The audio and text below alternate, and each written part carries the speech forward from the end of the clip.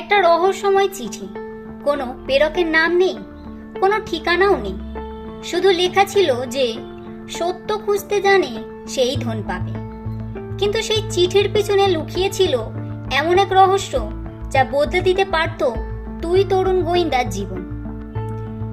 20 বছরের তিতলি আর তার 12 বছরের সঙ্গী মিনি কি পারবে এই অদ্ভুত ধাঁধার সমাধান করতে? জানতে হলে শুনতে থাকুন আজকের রোমাঞ্চকর গোয়েন্দা গল্প গুপ্তধন রহস্য। আচ্ছা, এটা কি গুপ্তধন রহস্য? তাহলে আমরা ধন পেয়েছি।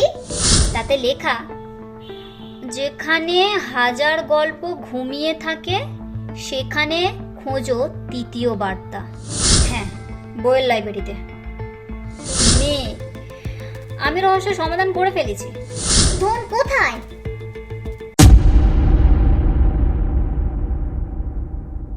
কলকাতার এক শান্ত বিকেলে 20 বছরের তরুণী গোয়েন্দা তিতলি নিজের ঘরে বসে বই পড়ছিল। তিনি খুব বুদ্ধিমান, বড় বড় রহস্য যে সহজে সমাধান করতে পারে। হঠাৎ তার 12 বছরের সঙ্গী মিনি দৌড়ে এলো।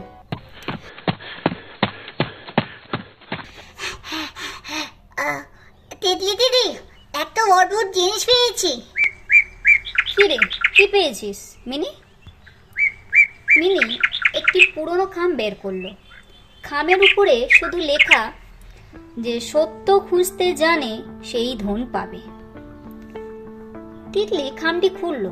ভেতরে একটি কাগজ, তাতে লেখা, পুরনো বট গাছের ছায়ায় যেখানে সময় থেমে থাকে সেখানে লুকিয়ে আছে পরবর্তী সংকেত।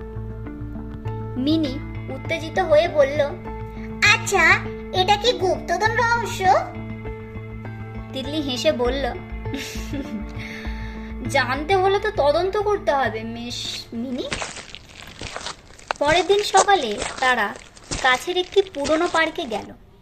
সেখানে একটি বিশাল বটগাছ ছিল। বটগাছের নিচে খুঁজতে খুঁজতে মিনি একটি ছোট কাঠের বাক্স দেখতে পেল।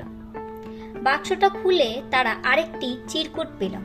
তাতে লেখা, যেখানে হাজার গল্প ঘুমিয়ে থাকে সেখানে খোঁজো তৃতীয় বার্তা। মিনি মাথা চুলকে বলল, হাজার গল্প কোথায় লুকিয়ে থাকে? হাজার গল্প? তিতলি একটু ভেবে বলল, হ্যাঁ, বইয়ের লাইব্রেরিতে। তারা একটি পুরনো লাইব্রেরিতে গেল। অনেক খোঁজাখুঁজির পর একটি পুরনো গল্পের বইয়ের ভিতরে আরেকটি চিঠি পেল। এবার তাতে লেখা, রহস্যর শেষ দরজা খুলবে তখনই যখন তুমি বুঝবে আসল ধন কি। মিনি অবাক। এবার আমরা কোথায় যাব? তিতলি চুপচাপ করে সব চিঠিগুলি আবার পড়তে লাগলো। কিছুক্ষণ পর তার মুখে হাসি ফুটল। মিনি, আমি রহস্য সমাধান করে ফেলেছি। সত্যি? ধন কোথায়? ধন কোনো টাকা বা সোনা নয়। তাহলে? তিতলি বলল, প্রথম সংকেত আমাদের প্রকৃতির কাছে নিয়ে গিয়েছে, দ্বিতীয় সংকেত বইয়ের কাছে, আর যে ব্যক্তি এই ধাঁধা বানিয়েছে সে বলতে চেয়েছে জ্ঞান আর কৌতূহলই আসল ধন। মিনি কিছুক্ষণ ভেবে হেসে উঠল। তাহলে আমরা ধন পেয়েছি? হ্যাঁ, কারণ আমরা রহস্যের উত্তর খুঁজেছি। হঠাৎ তারা শেষ খামের পিছনে ছোট একটি লেখা দেখতে পেল, অভিনন্দন গোয়েন্দারা, তোমরা পরীক্ষায় সফল হয়েছ। মিনি বলল, তিতলি দিদি, এর মানে কি সামনে আরো রহস্য অপেক্ষা করছে? তিতলি আকাশের দিকে তাকিয়ে বলল, গোয়েন্দার জীবনে রহস্য কখনো শেষ হয় না। দুইজনে হেসে নতুন অভিযানের স্বপ্ন দেখতে দেখতে বাড়ির পথে হাঁটতে লাগলো।